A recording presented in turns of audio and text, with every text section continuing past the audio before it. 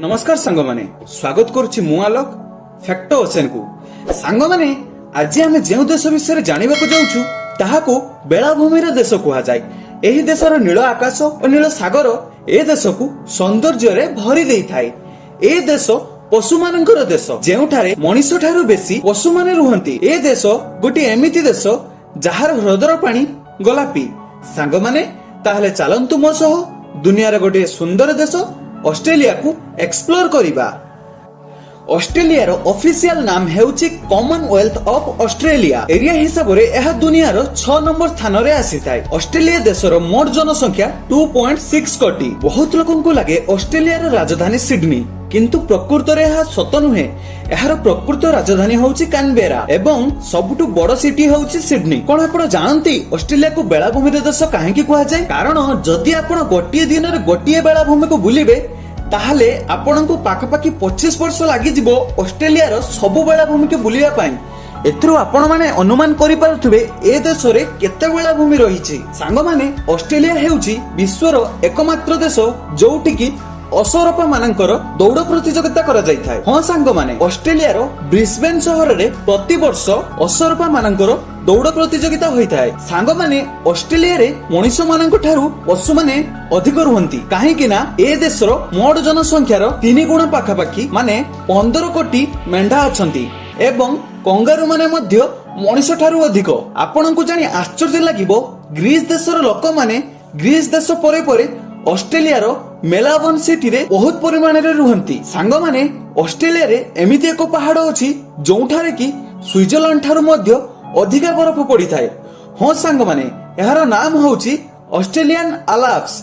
एहा स्विट्जरलैंड ठारू मध्य अधिक सुंदर। ऑस्ट्रेलिया रे एमिति गोटे ह्रद अछि जहार पानी रो रंग गोलापी। सांग माने एहार को लेक हिल नाम रे जाना जाय। आज पर्यंत वैज्ञानिक माने जानि पारु नाहंती एहार रंग गोलापी काहेकि। ऑस्ट्रेलिया वाइन प्रोडक्शन रे विश्व रे बहुत आगे अछि। एठारे वाइन सारा विश्व को एक्सपोर्ट होई थाए। ऑस्ट्रेलिया गोटे वर्ष रे पाखापाखि 1.37 मिलियन बोतल वाइन विश्व को एक्सपोर्ट करि थाए। आजिर दिन रे ऑस्ट्रेलिया रे पाखापाखि 200 रु अधिक देशर लोक वास करंती। काहेकि ना ऑस्ट्रेलिया एते सुंदर थरे जी एठाको आसे से निज देश को जीवाकू भूली जाई थाए। ऑस्ट्रेलिया हेउछि दुनिया रो द्वितीय देश जे कि महिला माननकू भोट देबार अधिकार देइथिला। 1902 रे एठारे महिला माननकू भोट देबार अधिकार मिलिथिला। एवं आपनको आमे एकथा मध्ये कहि दउछु दुनियार प्रथम देश होउछि न्यूजीलैंड जे कि महिला माननकू भोट देबार अधिकार देइथिला। सांग माने ऑस्ट्रेलिया को कंगारू मानकर देश बोली मध्ये कुहा जाय।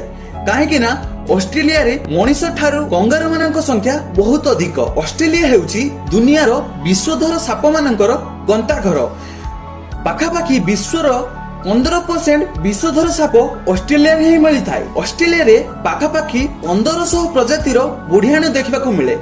सेमानक मध्यरु केतेक प्रजातिर बुढ़ियाणी बहुत विषधर होइथांती। सांग माने ऑस्ट्रेलिया रो हाईवे नंबर 1 दुनियार सबुठारु लंबा हाईवे। यह पाखापाखि 9000 माइल लंब विशिष्ट। दुनियार सबु देश रे ज्वालामुखी अछि, किंतु ऑस्ट्रेलिया हेउछि दुनियार एकमात्र देश जोठारे आज पर्यंत गुटिए भी एक्टिव ज्वालामुखी देखा जाय नाही। दुनियार सबुठारु क्लीनेस्ट एयर एवं क्लीनेस्ट वाटर ऑस्ट्रेलिया रो तास्मानिया आइलैंड रे मिली थाए। ऑस्ट्रेलिया रो बेलाभूमि को धला स्वर्ग बोली मध्ये कुआ जाय।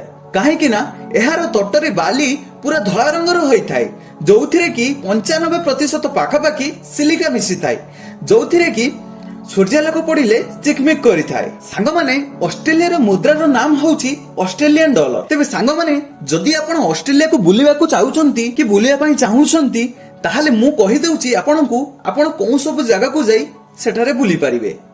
सांग माने ऑस्ट्रेलिया जाउछंती अब कंगारू आइलैंड को भूली जिवे एहा संभव नुहे। सांग माने कंगारू हेउछि ऑस्ट्रेलिया रो मूल निवासी एवं एमाने ऑस्ट्रेलिया रो विकास रो प्रतीक।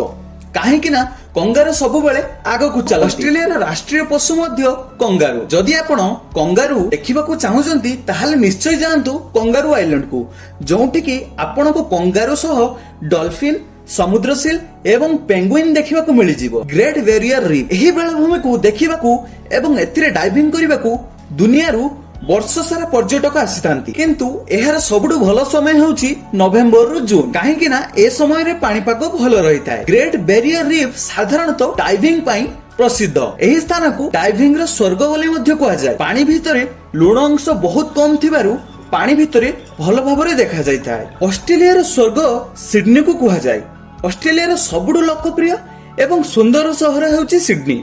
ସିଡନୀ ସବୁଠୁ ପ୍ରସିଦ୍ଧ ହେଉଛି ଏହାର ଅପେରା ହାଉସ୍ ପାଇଁ। ଏହାକୁ ଡଚ୍ ଆର୍କିଟେକ୍ଟ ଜନ୍ ଓଟନ୍ ଡିଜାଇନ କରିଥିଲେ।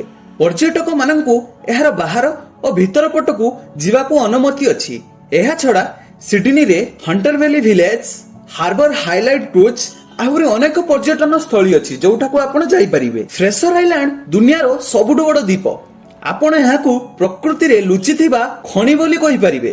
ସ୍ୱର୍ଗ ପରି ଦେଖାଯାଉଥିବା ଏହି ଦ୍ୱୀପକୁ ହଜାର ହଜାର ସଂଖ୍ୟାରେ ପର୍ଯ୍ୟଟକ ମାନେ ଭ୍ରମଣ ପାଇଁ ଆସିଥାନ୍ତି। କାକାଡୁ ନ୍ୟାସନାଲ ପାର୍କକୁ ୱାର୍ଲଡ ହେରିଟେଜ ସାଇଟ୍ ବୋଲି ଘୋଷଣା କରି ଦିଆଯାଇଛି। ସମୁଦ୍ର ତଟରୁ ଦକ୍ଷିଣରେ 200 କିଲୋମିଟର ଏବଂ ପୂର୍ବରୁ ପଶ୍ଚିମକୁ 100 କିଲୋମିଟର ପର୍ଯ୍ୟନ୍ତ ଏହା ବିସ୍ତୃତ। କାକାଡୁ ନ୍ୟାସନାଲ ପାର୍କରେ ଆପଣଙ୍କୁ ବିଭିନ୍ନ ପ୍ରକାର ଜୀବଜନ୍ତୁ ଏବଂ ଲୁପ୍ତପ୍ରାୟ ଜୀବଜନ୍ତୁ ଦେଖିବା ପାଇଁ ମିଳିଯିବ। ଆପଣ ଯଦି ଅଷ୍ଟ୍ରେଲିଆ ଯାଉଛନ୍ତି ଏମାନଙ୍କ ମଧ୍ୟରୁ କୋଉ ଜାଗାକୁ ବୁଲିବାକୁ ଯିବେ ଆମକୁ କମେଣ୍ଟ ସେକ୍ସନରେ ଜଣାଇ ପାରିବେ। ସାଙ୍ଗମାନେ ଆଜି ପାଇଁ ଏତିକି।